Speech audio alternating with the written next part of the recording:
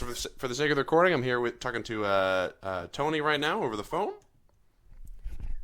Okay. Just so I can sort it later. I'll get lost in the pile of recordings. So I'll start by going over what my research is on and who I am, Yes. and then Okay. hopefully that'll give Yep. you a good idea of what exactly Right. Okay. will help me. So essentially, I am I'm a master's student. I'm writing my master's thesis in Yes. labor studies at McMaster, and it's focusing Okay. on. Is that a separate faculty at McMaster? It is, yeah. We got our own faculty. Yeah. It's pretty sweet. Okay. All right. Okay. Yeah, I think some of the unions in the area had enough money to Okay. start a department, essentially. Right. Okay. Um, and so it's focusing on the history and present state of, and hopefully a bit of the future of organizing unions in the northern mining sector. Right. Okay. And so the three main planks I've got for this project are, first off, I'd like to understand the history and especially of how the density of unions in the sector declined over the years since about Okay. 1944. Right. That's when I'm starting. Next is the barriers to organizing in the sector Right. today, Okay. and then next are potential strategies that have been used and could have been used to organize in the past or in the future. Okay. So I had a lovely conversation with Pierce and Teresa this morning. Okay. Piers would have given you. Piers got into the mining about 10 years after I did, so he would have been. Oh, I see. He would have in a little later period, but that's fine because he was an underground miner in probably one of the more unsafe mines in the territory. Right. And that was a different background, but same union as I was involved, but different local. Yeah. Oh, interesting. And you were at that is my first question actually is if you could describe your Okay, so your journey. So in my family, I was quite a bit younger than my other classmates in high school in Edmonton. Mm-hmm. And my parents were having a lively discussion about whether I was too young to go to university. And I reconciled the debate by hitchhiking to Thompson, Manitoba, and going to work in Thompson. Yeah. And my mother, who was the son of a Welsh coal miner, only rule about whether I worked in the mine or not was whether it was unionized or not, because for her that was an increment on to safety. Yeah. And she didn't have much more to say about it than that, but that was her main concern. So I worked there, and then went, and it was when I was there in Thompson, the battle between my mill and the smelter workers and the steel workers was still going on. It was still a live fight. Oh, so that would have been what year was that? The 60s? In the 60s, yeah. And it later was, as I'm sure you know, solved by a unification of the two entities, with mine mill having a reputation as being much more, I could be polite to say much more Marxist in its orientation than steel, which was more social democratic. Mm-hmm. And I'll come back to that because that was an issue for different reasons in the Yukon later on. Okay. I then went to university and came out of university, and then after university, I went back to Dawson City, where my parents were living, and Dawson City was 60 miles by road from an asbestos mine called Clinton Creek, which I worked, and because my English was better than many of the employees who were immigrants, I became a staff steward very quickly, and then the chief steward or chair of the not the health and safety, but the dispute resolution committee pretty quickly. And sorry, it was steel at that point. It was a steel worker local, yes. It always was, right? Not always. I'll explain to that. Okay. I'll explain that in a minute. And then, because I had only lost one grievance, I got a bit of a reputation, probably undeserved, from the miners. And when the company decided that I was too assertive in my negotiation on health and safety issues and other matters, that I was surplus to their needs. And at that point, this is 1970, the union actually nominated me to run for the legislature. So I was still in my early 20s then. And I was also backed by certain people. It was a constituency that included Clinton Creek, Dawson City, and Old Crow. And I had some support of Dawson City. And it was a five-way race. I came second, but I still lost. But out of that came for me, which was a very important event, I developed a kind of clarity of understanding about why there were a number of phenomena that were interested. One, there was a very low turnout in the territorial elections in the mining towns, which included Thompson, Cantong, Elsa, Mayo, Elsa, Keno Hill at that point, Dawson City, and Clinton Creek. And Whitehorse was different, but Whitehorse had Whitehorse copper at that time. So in those days, there were 7 steelworker locals in the territory, and as Piers may have explained to you, they pretty well dominated the Labour Council and the Federation of Labour because there were so many of them.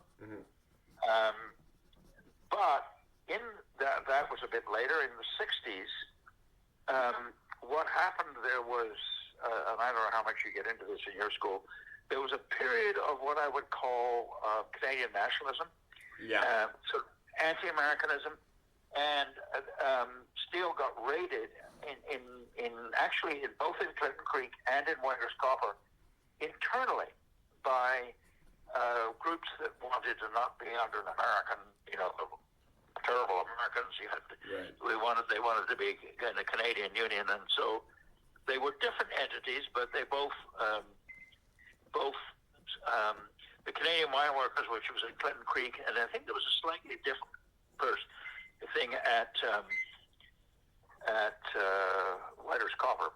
Now, Whitehorse Copper was different because it was right inside the town. In fact, it was inside what became my constituency in Whitehorse West.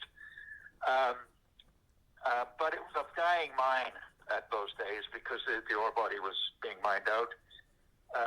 And the steelworkers got raided there and were replaced by this Canadian Union. There are a couple of things that were interesting about that. One, sorry. Which what year was this raid? The one at Clinton Creek? Well, I don't remember the exact years, but I think the raids happened in early 70s, which is about right in terms of Canadian nationalism in the labor movement. Yeah, generally. This is the waffle kind of era. Yeah, but I don't know whether waffle was used the word, but it was that same kind of thing because there was a waffle influence in the Dene Nation in the Northwest Territories, and I had totally contacts there because in 1972 there was for the first time an Indigenous candidate for the federal seat in the NWT, a guy named Wally Firth who was running for the NDP, and he asked me to be his campaign manager, and so I went over to the Northwest Territories and ran that campaign successfully. One of the interesting things about that, I think there was 3 steelworker unions in the 2 mines in Yellowknife and in Pine Point at that time. A lot of immigrant workforce. In the NWT, a lot of Italians, but I think very few Italians. There were a lot of Serbs, though. In Elsa, in fact, there was the jokes about the Serbs were the slaves, and the management at Elsa was all German. It was Clinton Creek was a much more Canadian operation. I think Toronto Capital and my management was quite, heavily French Canadian, not entirely so. Right. But it was a mine, didn't last long, Clinton Creek. I'll just throw this in because even though Mr. Trudeau came up, Pierre Trudeau came up and did a big announcement about this development agreement they had for a 25-year mine, there was another federal policy which, in fact, said you had a tax-free period for the first, I think, 3 or 4 years of your operation in the mining thing, which meant companies would of course, high-graded like hell as soon as it was open, and the mine only lasted for 7 years, not 25, as they had promised the federal government.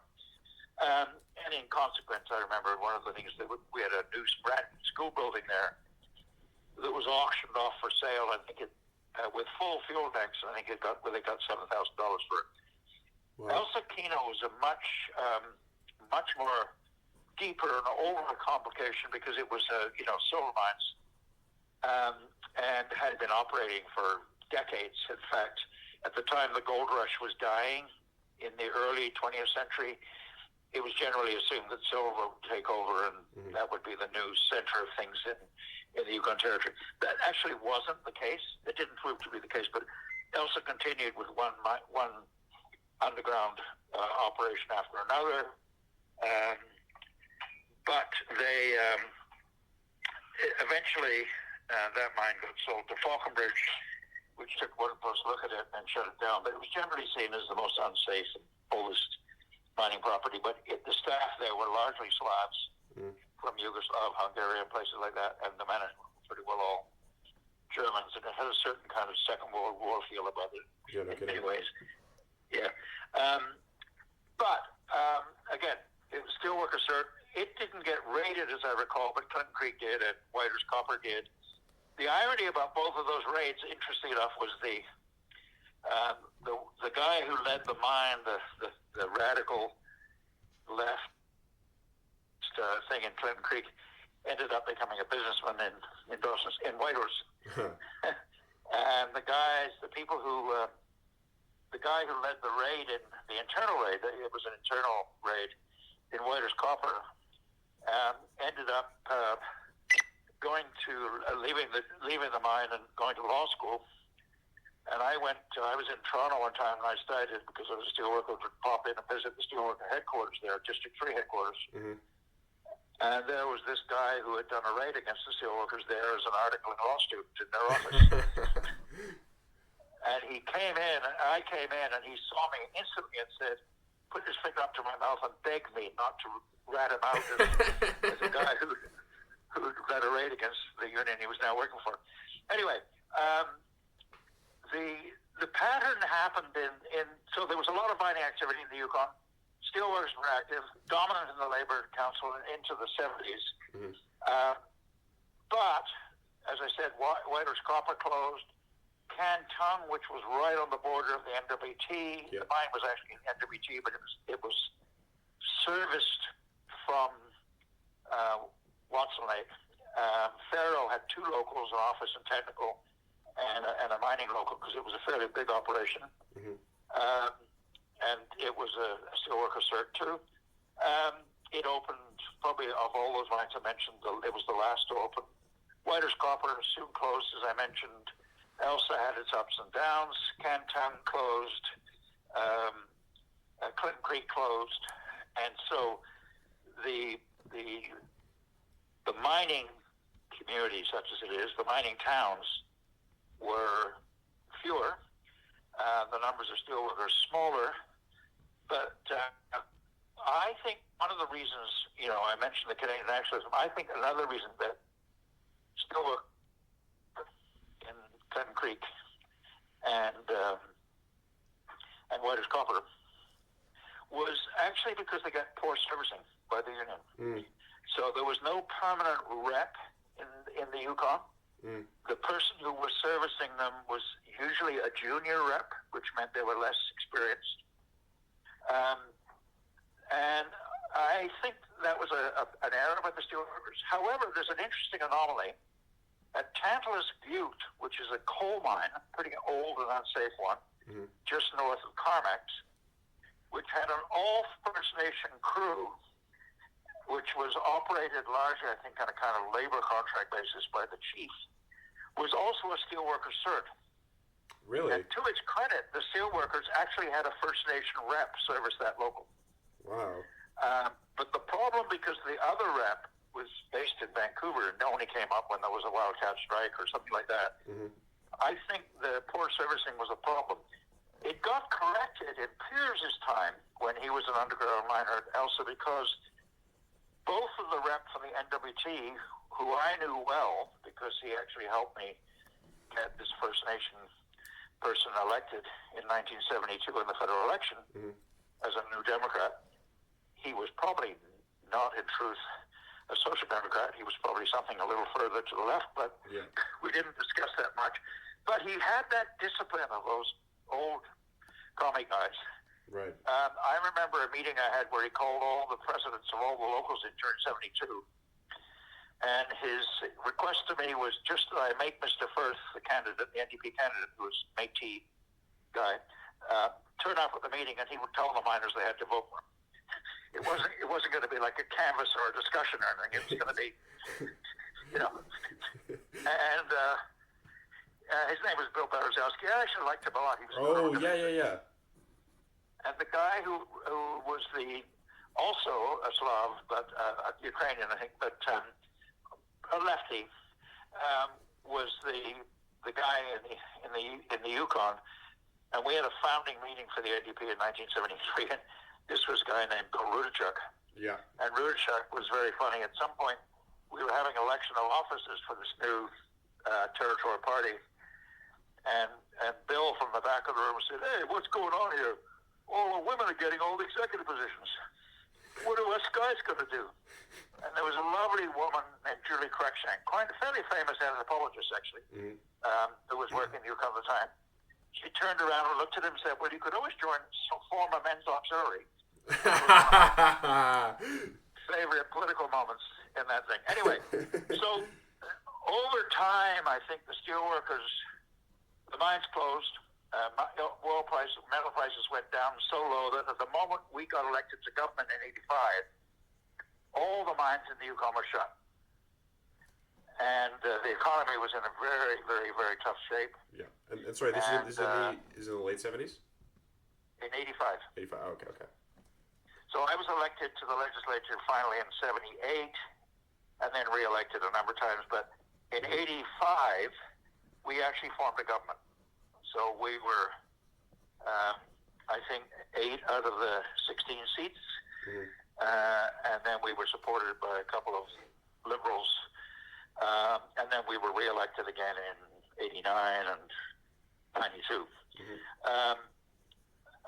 But the situation then was that the mining company that wanted to reopen Faro, the big lead zinc mine, which had been one of the largest lead zinc mines in the world, actually needed our help building road to the coast, a year-round road to the coast, and we extracted from that a commitment to the company that it would be a steelworker cert. In other words, the steelworker, and that there would be local hire.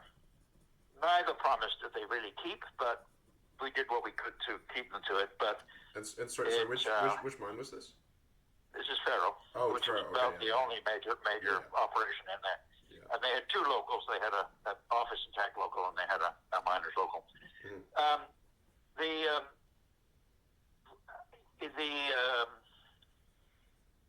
I think the days once Faro closed, the days of the steelworkers in the territory were pretty well done, except I think for Canton, which was still serviced out of the Yukon. But even then, there was a guy named Archie Young, I think his name was. I'm not quite sure. Who flew up from Vancouver to basically service the Canton local. Right. Now, I'm suggesting that there was only a short history for mining locals in the Yukon, but that's not actually true, because when the gold dredges were operating in Dawson City back in the 30s, there was a lot of union activity around them, and in fact, and a fair amount of political activity around them. Didn't connect very well to the kind of experience I had as a steelworker. Right. And in fact, Elsa had been a mine mill cert at one point, but it was not a politically reliable mine rail cert in the sense that they had made Eric Nelson, the quite right-wing conservative MP, an honorary member of their local. Wow. So there wasn't clarity of purpose there. Anyway, so we went in the 70s to when the steelworkers dominated the Labor Council, the Federation of Labor, and everything, to when they were basically not a player anymore. But union activity was a bit difficult in the Yukon, in the sense that I remember I was on the national executive of the ADP, and at one point we in an election that we lost, which was 1974. I'd gone to Keely Cummins, the Secretary Treasurer of CUPE, and said, could you donate some money or something? And he said, well, do we have any CUPE members there? And I'd done my homework before I met him, and I said, well, actually, there are 2 CUPE members who are clerks at CBC, who are members of CUPE. Right. And he said, okay, well, send me some printing bills. He said, how much have we got? And I said, well, would $900 of printing bills work for you? He said, fine. It was like that. But after that, I think, apart from the public sector unions who had some internal struggles, PSEC and Yukon Employees Union, which was a local, I guess. I don't know if it was a local PSEC or exactly, but anyway, at one point, the business agent for PSEC there, who was also a city councillor and a very active conservative, had, while he was an employee of PSEC, had led a raid against his own union on behalf of the Teamsters. Whoa. And it later turned out that he was actually, for several months, on the Teamsters payroll as well as PSEC, while he was leading this raid against his own union. So he left the territory and was not seen again from there. But I ran into him once in Vancouver and discovered that he had been resurrected by the Teamsters in Vancouver. Anyway, I'm not sure exactly what his job was. And what's his name? Anyways, so there's a kind of a bit of a, this is not like, my steelworker towns like Elliott Lake, where they'd had a local there for 50 years, or where Thompson, where they'd had a fight between Mine Mill and Steel, and then Thompson's just about shut down now, I understand. But Yukon had a much more erratic and uncertain and inconsistent pattern of unionization. Yeah. And therefore politics. But it was clear to me in 1970, as I started to say, that if we could ever put together a coalition of indigenous villages, and beside every mining town there was an indigenous village, or more properly, would you say, beside every Indian village there was a mining town that had a much shorter life. But they had, obviously, mine communities and First Nation communities had very little in common. And I made it my purpose for the next 10 years to try and build a relationship between the two, which eventually found fruition when we got elected to government in 1985. Half of our MLAs were First Nation chiefs or leaders, and the other half were people who came out of mining towns. So we had, for the first time, the only time in the Yukon, a government that was actually dominated by rural MLAs. That's really interesting. Including ministers. And there were a couple of things that were different about them. Our group, even though we weren't that much younger than the Tories, unlike the Tories, had largely been university educated, including some of the First Nation people. And we were, I summed it up this way, we were more kind of, the Tories were kind of Eisenhower-era people, and we were much more Kennedy-era people, and in fact, a little more concerned with civil rights and things like that than the previous generation had been. Right. So that was the kind of cultural character of the thing. Anyway, so we came to power in 85. Public service unions were, of course, becoming more and more significant because the public service was growing.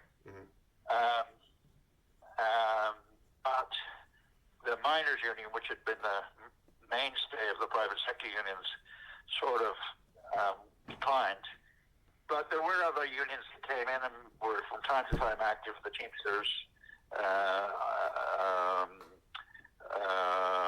Rock and Tunnel, QP, which is more of a public sector union, but did represent people in this CBC and places like that. And then there were a few of the trades, like Carpenters Union, that had always been around in the Yukon, Sloy Trucks Union, and there were a few electricians, but unless there was a major construction project, those people weren't terribly important in the larger scene, if I can put it that way. Right. Except that the carpenters had been there forever and would have good years and bad years depending on what construction budgets were happening. Right, I see. So I don't know what else I can tell you. That's sort of the big picture. I see. I see. So I'm interested uh, uh, in the period between. So we left off in the 80s there, right? When Sorry? we left off in you said that sort of when Faro closed, that spelled the end of. Well, Faro closed in, what is it, 89, 90, somewhere around after the West Trade disaster, Yeah. because the mine operator at Faro had also taken on that. Although I recently learned, some people said, well, it was because Clifford Frame was an egomaniac and wanted to be a big mining mogul and, have more than one mine under his charge. As it turns out, it was actually the Nova Scotia government, or at least the Nova Scotia cabinet minister, that wanted Clifford Frame and Faro to take over West Trade. So it wasn't just aggrandizement by Mr. Frame. It was actually, he did it because the Conservative cabinet minister from Nova Scotia made it a condition of the federal government supporting the federal project that they have to take on the West Trade project too. Wow. And then, as you know, there was this terrible disaster. There were 26 miners died. Yeah. In an explosion. Yeah. Wow. So what happens in the from the 80s to the 90s? Does steel just not have the same presence? There's still plenty of mines. Well, let me explain. We were in government from 85 to 92. We lost power by one seat in 92. Mm-hmm.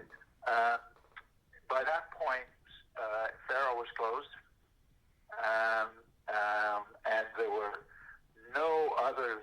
And I think Tantalus Butte, which I explained, was the First Nation local of steel. Mm-hmm. I think it shut too. Clinton Creek had closed.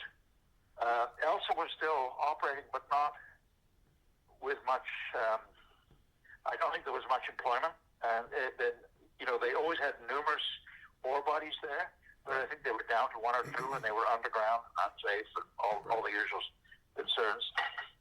Steelworkers still had the cert, and Piers McDonald, who you met this morning, was a very important member of that group. He also got elected not in 85 but in 86 when we first became the official opposition. And anyway, and he was a player. But most of the miners at Elsa were actually Slavs. Right.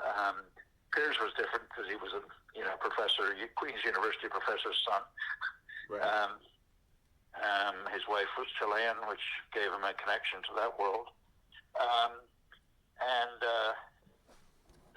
The Elsa eventually got shut. Then it got bought by Falconbridge, and then they gave workers, including people who'd been born there and lived there for 40 years, sort of like 7 days or a week to get out of town. Wow. And I remember going to Toronto and meeting the new CEO, and when I made him the plea about showing a little compassion for people who spent their lives there, he sort of looked around the file, and there were piles of file folders all around the room. It's a tiny room. It wasn't like fancy headquarters like Current Resources. And he picked up a file folder. He said, "Oh, I think this is the one. I've got file folder here somewhere on the outside. This is it here." And he glanced at it, and I realized this wasn't really an important part of thing for a major mining empire like Falconbridge. So and then Elsa had up and downs. Various people came in and bought various mines. The properties open and closed. I don't think steel was a big presence in there. In fact, a lot of the guys that I knew at steel in Elsa are now working in Whitehorse in various jobs. Right. So the steelworkers are now trying to come back, but I think they tried to organize that mine up near Mayo now, which just had a big disaster. They sent the wrong guys up. They sent people who weren't Northerners and didn't really understand the folks who were working there. As it is, that mine will probably never reopen anyway. So, it's such a disaster. Yeah, Pierce seemed to think it would, but who knows? Well, I'm told I met a big time miner miner who said, someone may get permission to open it, but one, it's going to need a lot of capital, and we don't know who's going to provide that. Mm-hmm. And two, no Yukon government is going to be able to spend the $50 million it's going to take to reopen it, right, without paying a big price in terms of the electorate. The First Nation communities, right, not just in throughout the Yukon, will say, we really don't want cyanide in our drinking water or drinking waters. What's it? So I think we're in times of great uncertainty about these things. The new area rep for District 3 head from who's based in Vancouver is a kind of a simple sign of the way some of the unions are evolving. I mean, he's a guy with a master's degree in industrial relations. Mm-hmm. He's not like Rudachuk and Berezowski, who were underground miners who evolved into reps as they came up through the union ranks. Yeah. This is a guy who has a degree in industrial relations. A smart guy, good guy, but I don't think he sent the right people up to try and organize. They were too young and too urban and they didn't know how to talk to Native people. And and in the Yukon politically now, if you can't, especially since we settled the land claims, you can't successfully operate politically or as a union organization without having a pretty good understanding of the Aboriginal identity and the greater importance of the Aboriginal community in the territory as a whole. So, who did you send up? Was that Chad or was that just for was that someone else? I don't know. No, he sent up two guys. I don't know where they were from in BC, but as you know, steelworkers absorbed IWA. Yeah.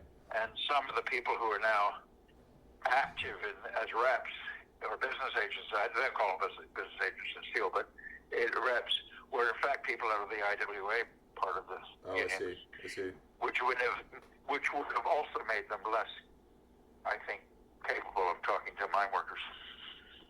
Yeah, no kidding. Yeah, okay. Have you heard of any other attempts for steel to come back in the area? I mean, I've been away for a few years because after I left the legislature in '95, I went to Saskatchewan and dealt with mining projects there, but largely remaining mining projects. Right. Not initially as a member of the cabinet planning group, but then as a deputy minister. And then I got hired away from Saskatchewan by Glenn Clark, the BC Premier, to do public sector bargaining because they had 240,000 public employees, all contracts ending in 12 different unions, all ending on the same day. And that day was when the government had no money. Right. So I had that job to deal with. Yeah, that sounds pretty busy. Well, it was busy, but we got it done. Do you think, so what do you think is holding unions back from organizing in the area? Do you think it's just the types of folks they're setting up and the strategies they're using, or is it the changing? I think there's a couple of things that are obvious in terms of numbers. One, public sector unions are far more significant and have a much larger membership now than did steel even in its good days. I mean the public sector has grown in the Yukon in a stronger way.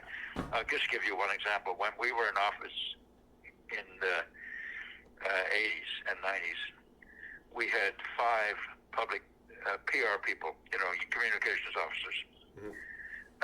The Yukon government today has, I'm told, over 80. Wow.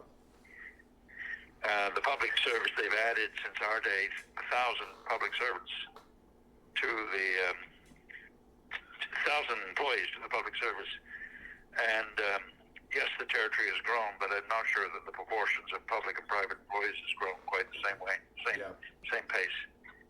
And I think you've got Walmart and you've got Canadian Tire as fairly significant private sector employers now.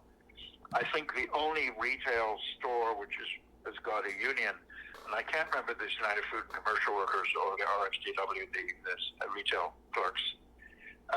But that's only because Jimmy Patterson owned that store, and Glenn Clark, as president of it, a former trade unionist himself, made sure that it was union. It was a union operation. Oh, I see. So you think it's more? What I get is that it's more from the union side that organizing isn't happening. It's not because of like the mining game. I think there's the other dimension is the Aboriginal character. Okay. I mean, we had a lot of First Nation families who were big supporters of ours because we got the little land claim settled and created the best self-government agreements in Canada. Yeah. But they sent their kids to university, and they came back with commerce degrees and created a Chamber of Commerce, the First Nation Chamber of Commerce. Right. Well, those are very different kind of interests, right? Right. That's not that different than other parts of the world, though. I mean, the labor movement, private sector unions have had a tough time everywhere, I think, in the last few years. I mean, I don't know about Ontario, but the big strikes I've heard about there are QP and PSAC, public sector unions, right? Yeah, totally. Although CAW, of course, is a big player still, but the building trades, well, I understand building trades essentially made a deal with Ford before the last election. Yeah. So they weren't even supporting the NDP anymore. Yeah, certain locals, they cut deals with Ford. Yeah, brutal. So those are things that are happening everywhere. Yeah. I mean, in the United States, there are prominent Teamsters and prominent CAW people supporting Trump. For what reason, I'm not quite sure, but maybe because it's a boy thing. Yeah, maybe. Yeah, that's shameful seeing that. So do you think the way that mining is organized, like with more contractors and fly in fly out, has affected it as well? Well, that's a factor, but the fact of the matter is,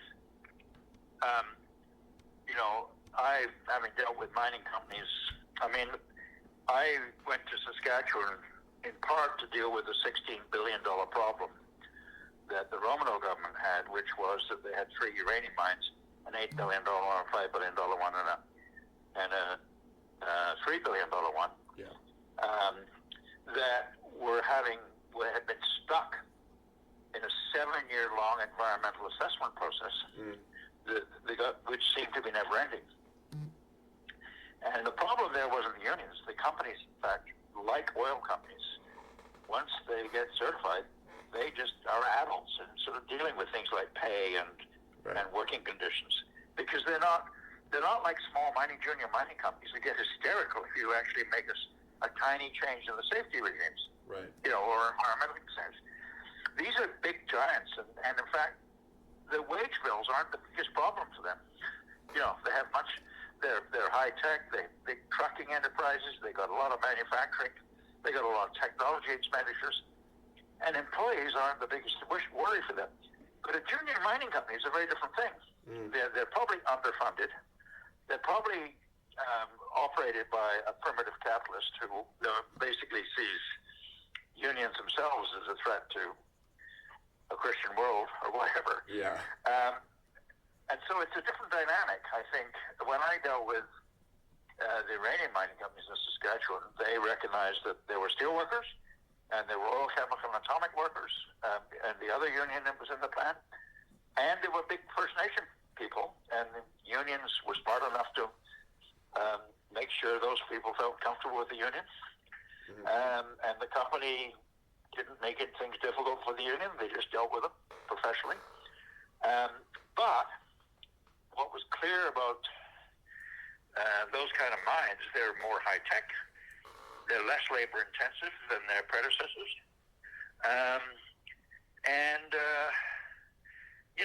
As long as they were hiring the local people, even if they were farm boys from small towns, they fell quite comfortably into becoming union workers. Right. And seeing the union as someone who protected their health and safety as well as their wage increase. Right. Interests. Yeah. Interesting. Did you see a lot of organizing happen during your time in the labor movement in the Yukon? Well, there was some weird organizing. For example, there was a period very early when we came into government when there was still a possibility that a pipeline, instead of going down the Mackenzie Valley, a gas pipeline, would actually going to go up and down the Alaska Highway from Alaska down that way. And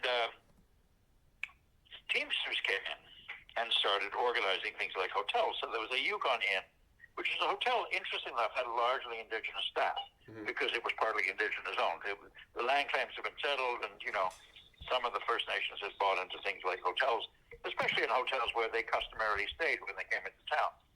And the Yukon Inn, which is still First Nation owned, was one of those.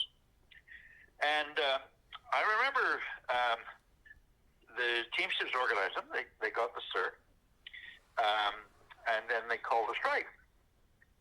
And so, being a loyal supporter of the labor movement, I went down to walk the picket line with them. Well, there was only one guy on the picket line. He was a Teamster, a Teamster rep. Well, so I got chatting with him on the picket line, and he said he was from Vancouver, and he wasn't a full-time rep. He was just a temp. Yeah. And I said to him, well, why don't you have any of your members out here on the picket line with you? Oh, he said they're not really interested. I said, well, why did you bother getting a cert, getting them signed up? And he said, well, we really didn't care about that. What we want is this jurisdiction. I said, for what? For when the pipeline comes through. So that all the building sites and the construction camps on the route would now be Teamster certs, and we would have the jurisdiction, and blah blah blah. Whoa. Well, at that point I put down my picket sign that he'd given me and walked away. Well, I didn't put it down at that point. I said to him, "Will you actually pull out politics in BC?" Oh, he said, "Yeah." He said, "I campaigned against Dave Barrett in Vancouver East really enthusiastically," and that was when I put down the picket sign. That's crazy. Now, Teamsters weren't all like that, but there was some of them. BC Union Labor Movement, there's the people who are the good guys, which are the building industrials, IWA, steel workers, but also carpenters, but also QP and those large government unions. And then there was some people in the building trades who weren't very friendly, if you know what I mean. Yeah. And the Teamsters side, the construction side of Teamsters, was sort of more on the unfriendly group. Not entirely, but there were some people who weren't very political, if I can put it that way. I see. Yeah. But not political in a good way. Yeah. Yeah. Wow. When did when did companies start using fly in, fly out in the territory rather than using remote camps rather than mining towns? What would you say? Well, I don't know all the reason, but I suspect it was at a point when they thought it was easier and less expensive to fly in, fly out than trying to hire and train local people, right. Who might want to go hunting in the fall and fishing in the summer and whatever, coaching hockey in midwinter. I don't know the reason, but that's what I'm guessing. And the steelworkers' effort to put a First Nation rep to service that one Tantalus Butte local, I thought was so at odds with what some of the other folks were doing. In what sense? Well, in the sense that they were trying to build a relationship, because they'd already done that in North Saskatchewan, Northern Manitoba. Right. But they wanted to have a relationship with the local community, and I have a view that I believe very much in this new philosophy, which is being talked about these days, of building small mills, so that you actually have a 25-year or a 50-year mine rather than a 5-year mine and a 10-year mine. Right. And if you're a company that only wants to high grade and get in there and do a 5 or 10-year mine, they may as well hire fly in and fly out employees from elsewhere. Yeah, totally. And it's easier to get skilled labor into your electricians and carpenters and millwrights that way than trying to train people in the community. Right. It was so different from my experience of dealing with Norway and Sweden, where you go into far northern communities and you find a plant. I remember a battery plant in a fjord in Norway I was in a few years ago.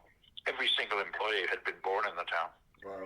And some of them were high-tech trades. I mean, lab technicians and stuff, electricians and so forth. And the company sent every one of them to school at the company expense. Wow. because they wanted to keep them as employees. Very different kind of behavior from what I saw in Canadian mining companies. Yeah, no kidding. Small mining companies, anyway, small companies. Oh, I see. What are some? So- oh, sorry. Go ahead. Yeah, I'm just saying I haven't been around enough recently, apart from, you know, trips in there. I mean, one of the things that happened that was really good in Manitoba, do you know a guy named Wilson Parachute? No. Well, Wilson was an interesting guy because he was a Rhodes Scholar farm boy from Saskatchewan whose family moved to Winnipeg at some point. Mm-hmm. And he believes that because he was a very good hockey player, the highest scoring junior hockey player in Manitoba, that's why he got a Rhodes Scholarship to Oxford. Wow. I think that's not true because he's a very smart guy. But anyway, he became a deputy minister at 27. And Ed Schreier said to him, oh, there's going to be a new mining town at Leaf Rapids. I want you to go and build it, which he did. Mm-hmm. And then when he had massive hydro project, a 10-year project at Limestone, Wilson saw we got all these First Nation communities around here, around that site. They don't have employment. This is a wonderful opportunity. And he said, what we should do is make a commitment to this project. We will train them and make sure that every community, northern community, will have a carpenter, a plumber, electrician, and something else left behind as a result of this project. Mm-hmm. And he said, we're putting them through apprenticeships. Then he realized that most of the candidates didn't qualify for apprenticeships. They didn't have grade 10, they didn't have enough math, blah, blah, blah. Right. So he redesigned the whole apprenticeship system to use experiential learning methods. Wow. I mean, this is a guy you should probably talk to, because he's still alive in Burnaby. Okay. And he basically created the system. He redesigned the apprenticeship system. Remember how young he was, young and foolish. Mm-hmm. And then hired Red Seal carpenters, electricians, whatever, who are Métis or Dene or Cree, to train these young people using experiential, in other words, not book learning methods most apprenticeships now use. Right. But to say, I'm going to show you how to take a car apart and put it back together again. You watch me, and then you'll be able to do it, which is the way Indigenous people often learn. And that's not just true in Northern Canada. It's true in Alaska. It's true in Northern Sweden, Norway, and Finland, where I've spent lots of time. And so the problem, this was a very good idea that he had. But I think he would admit now, because unlike the Yukon, where all but one of the communities are connected by roads, in northern Manitoba, if you are a carpenter in Fond du Lac, there's probably enough to keep you busy throughout year after year. But if you're an electrician, you might be a stranded asset. You might be there and you're busy in the summer, but you have nothing to do in the winter because you cannot easily get to the next community where they can use your skills. Right. And so it was a good idea that didn't work entirely. I see. The difference nowadays, I like Wilson's idea, and I was actually trying to persuade the labor movement in the Yukon to get behind it for the Yukon with First Nation communities. But two things: a lot of First Nation people in the Yukon now have grade 12, and so there isn't the same barrier to getting into the trades. But if you've got a college education and you're a First Nation person, you're probably more interested in a white collar job than a dirty hands job. Right. That's not true of everybody, but it's a bit more so now than it used to be. Yeah. I see. Can you remember any significant strikes throughout the years by steel? Can I say that again? Can you remember any strikes throughout the years by steel? Oh yeah. I mean, they were mostly wildcats. Okay. And they were often because one of the problems with having a rep around, not having a rep, Right. is people get pissed off, 60 below. Company says, some foreman says something stupid, and they go out. Yeah. And then the rep would fly up from Vancouver to try and out. I remember one time when I think it was even before I was an MLA, but I was a city councilor or something. Mm-hmm. You know how phone systems have all been automated now completely. But back then there were 350 telephone operators in Whitehorse. Oh, wow. And I got a call one night at my house and said, could you come down to a meeting at the YWCA? And I said, well, what about? And this woman says, well, we know you're a supporter of the labor movement, blah, blah, blah, yeah. And unions. I said, yeah. I said, we're thinking about going on strike on Christmas Day, which is, busiest day for phone calls and things. And I'm saying, well, why are you doing that? And they went on, they told me some of the grievances. And then I said, well, who's your union?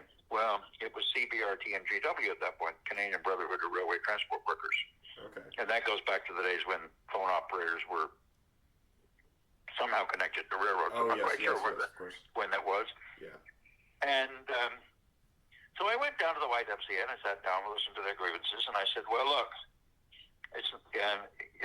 I'm not a member of the union. I have no decision making, but I think you should call the rep and tell them what you'd like to do. Oh, they said, well, where's the rep? I said, I don't know. Does anyone here know where your rep is? And they said, well, it was a business agent in Fort St. John. Anyway, so I called this guy, and of course he came rushing up. Yeah. But this was at the moment of technology started to change, and within 10 years there were no reps, there were no phone operators anymore. Everything was automated. Yeah. Oh. But in that 10-year period, they went from CBRT and GW to IBEW to the communication workers. Wow. And because they weren't getting any satisfaction in terms of servicing from any of them. I see. And so it was an inherently unstable thing. And now, of course, nobody repairs phones or does telephone operators. The telephone operators for the Yukon phone system, I think, are in the Bahamas or somewhere. Wow. And there's no technicians to repair phones because nowadays you just go down to whatever that store is that sells a Radio Shack and you buy a phone. Yeah, of course. And plug it in the wall. Yeah. So, those kind of technology shifts have really changed the role, undermined unions, but also changed the role of that kind of work too. Completely. Yeah. Can you remember any strikes in the mining sector though? In Yukon? Yes. Other than the. I said most of them that I had were wildcats. They were 1 or 2 days. Right. Now the most notorious one was at Faro during AIB, where they had a contract where they reached an agreement. I don't know, it was something huge, like a 30% increase or something. Mm-hmm. And the AIB immediately rolled it back to 6 and 5. The union went out and strike. The company said, look, they're not striking against us, they're striking against the AIB. So the case went to the courts, and the courts ruled, and this is insane, but it actually is true, that the steelworker local there, which was the mine local, strike against the AIB was a legal strike. It was you legal? Look it up. That it was a legal strike, and it was absolutely insane because the Anti-Inflation Board couldn't negotiate. They had this 6 and 5 rule. Yeah. And the company couldn't negotiate. And it took forever, months. I think they were out for 10 months or something. Wow. To sort it out. And of course, the mine didn't last much longer than that anyway. I had a series of closings. So, that was another example of the changing economy and changing technology, the changing kind of relationships. I was actually chief of staff to Ed Broadman at the time, and I persuaded Stanley Knowles to ask for an emergency debate on the basis of this unsolvable strike, because it was a strike against the AIB. Mm-hmm. And Stanley petitioned the speaker, James Jerome, one day, and Jerome said, no, we're not having an emergency debate on that. And then I persuaded Stanley, against Stanley's better judgment, he agreed to try one more day. Broadbent was out of town, but when he came back, I said to him, I persuaded him to try for the third time. And of course, because it was a party leader, Jerome had to agree to and there was an all-night emergency debate, which was interesting in all sorts of ways. You can read about it in the Hansard. It was actually the last speech Robert Stanfield gave as the leader of the Conservative Party. And I went into the debate, and I remember Broadbent saying to me, he said, I want your punishment for causing this chaos, this all-night debate, is you have to sit up there all night and listen to the whole damn debate.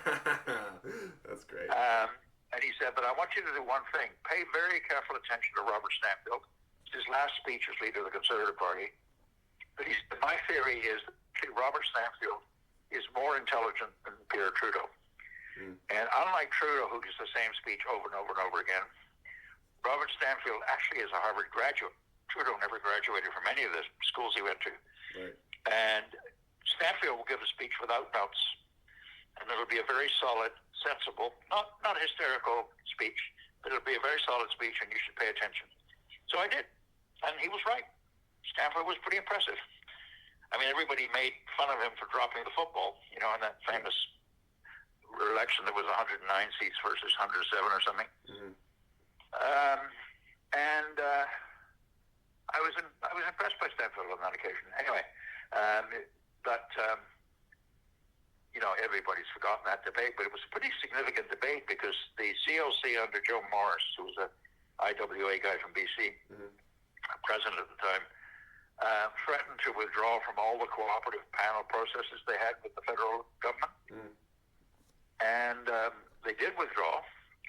And I think the Liberals were quite happy to get rid of them, so they didn't resurrect most of those consultative processes again. Wow. And so that was actually another one of these kind of tectonic changes I'm talking to you about that happened. And that was in 75, 76, somewhere around there. Okay. I'm just getting all that down. Do you see any hope for reorganizing in the future? Now so many mines are out there that are not organized by anyone. Yeah, I think there is, but you have to go about it a different way than you used to. Yeah. Interesting in Boise's Bay and Newfoundland. Remember I talked to you about the small mill model, which encourages having instead of 5, 10-year mines, 25-year, 50-year mines. The Liberal government in Newfoundland insisted that with Voices Bay, and it has a something like a 60% Indigenous workforce, local hire. Yeah. You have a community that lives beside the mine and thrives because the mine is going to be there for a long time. And as they discover new ore bodies, they may even extend the mine. And it's a much more sensible process. And I see evidence of that kind of model where you hire local people, you train local people. The Norwegian idea that I talked to you about, happening in mining towns and northern communities in North America as well. There's the Canadian-owned mine in Alaska, which actually has mostly an Inuit workforce, which has some elements of that. Although I did some work for them, for the miners there a few years ago, and I asked the tough question. I said, okay, they're very proud, this Tecominco mine, of having 700 Inuit employees. But I said, after 30 years of operation, tell me how many Inuit do they have in management? Yeah. And the answer was none. Of course. Whereas you take a French multinational like Total, when they go to a new mine in Africa, a new town, new community, the first thing they do is start a search for a bright, young member of the community, speaks the language obviously, who they can train as mine manager. Now, that might not be mine manager for 10 years, but they will recognize the importance of having local people not only doing the work, but also managing the property. I see. I think that kind of thinking is very different than the traditional get in, get out, rip and run kind of tradition. And so there's potential there, but it takes a different kind of mindset than we've traditionally had. It seems though that the mining companies are set on as you said, the rip and run kind of approach, and unions are going to have to organize if that's what they're dealing with. So how do you think they do that?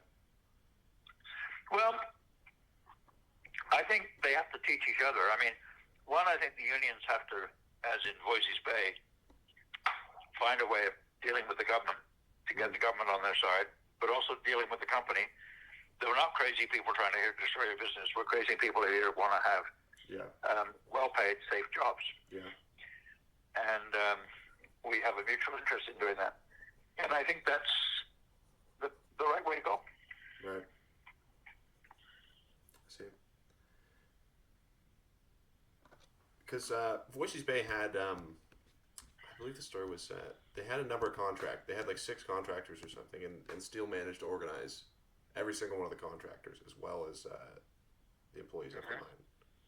Which well, the reason the Stoichuk's not in this conversation is a pity, because as coming from the building trades, yeah, he has no aversion to organizing contractors, right, and would certainly approach that place. I think the problem with having, I think Jeff probably believes in having the mills in mines organized, represented by mill workers, represented by different unions. yeah, Millwrights, or yeah, of course. The problem I have with that is if you want to have good business agent, a good rep, good servicing of the local, you're better to have everybody in the single local. Totally. Because then the union can afford to pay for the rep. Totally. And I think having a bunch of different unions all scrapping about jurisdiction in a tiny mining town is not a great model. Yeah. I understand why Jeff would argue it, because that's what the carpenters are interested in, but I wouldn't be an advocate of that. Yeah, I definitely agree.